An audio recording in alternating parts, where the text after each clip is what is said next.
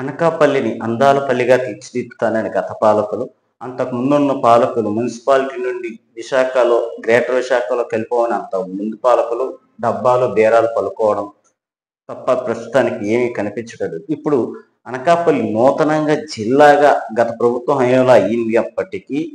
ప్రస్తుత కాలంలో అనకాపల్లిలో ఉన్న పట్టణ ప్రజలను ప్రధానంగా పీడిస్తున్న సమస్య దోమల సమస్య. అందాలపల్లి దేవుడెరుగు, దోమల రహిత అనకాపల్లిగా ఎప్పుడు ఉంటుందా అని సగటు సామాన్యుడి నుండి ప్రతి ఒక్కరూ ఈ ప్రశ్నకు ఎప్పుడు సాల్వ్ అవుతుంది, ఈ దోమల బెడద ఎప్పుడు వదులుతుందా అని ఆలోచిస్తున్నారు. పదే పదే దోమకాటు ద్వారా వచ్చే వ్యాధులను ప్రచారం చేస్తున్న అధికారులు ఈ దోమల నివారణకు తీసుకోవాల్సిన చర్యలు ఎందుకు ఫెయిల్ అవుతున్నారు అంటూ ప్రధానంగా ప్రశ్నలు వినిపిస్తున్నాయి.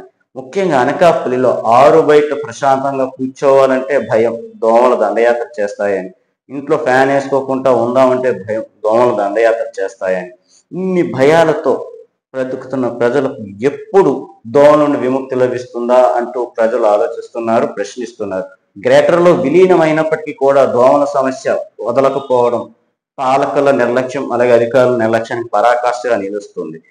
కోట్ల రూపాయలు ఖర్చు పెడుతున్నామంటూ ప్రగల్భాలు పలుకుతున్న జీవీఎంసీ అధికారులు దోమల నియంత్రణలో ఎందుకు విఫలం అవుతున్నారు?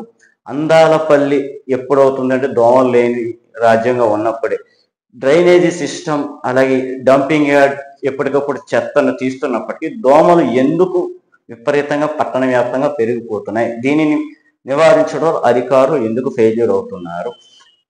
పదే ప్రస్తుత ఎమ్మెల్యే కొంతాల రామకృష్ణ ఉత్తరాంధ్ర స్రవంతి పోలవరంపై ప్రసంగాలు ఇస్తున్నారు తప్ప మొదట అనకాపల్లిలో ప్రధానంగా ఉన్న ఈ దోమల సమస్యను నివారణ చర్యలు తీసుకొని గత పాలకులు, అంటే ఈయన కూడా గత పాలకుడే కానీ ప్రస్తుత కూటమి అధికారంలో ఉన్న నేపథ్యంలో దోమల నివారణ చేపడితే చిరస్థాయిలో కొనతాల రామకృష్ణ ప్రజల గుండెల్లో నిలిచిందిపోతారు. ఎందుకంటే రానున్నది వేసవి, కరెంట్ కోతలు ఉంటాయి, విద్యుత్ సరఫరా నిలిచిపోవడంతో ఆరు బయట చల్లదనం కోసం సేద తీరాలి అనుకున్న వారికి దోమల బెడద పెద్ద సమస్యగా మారనుంది.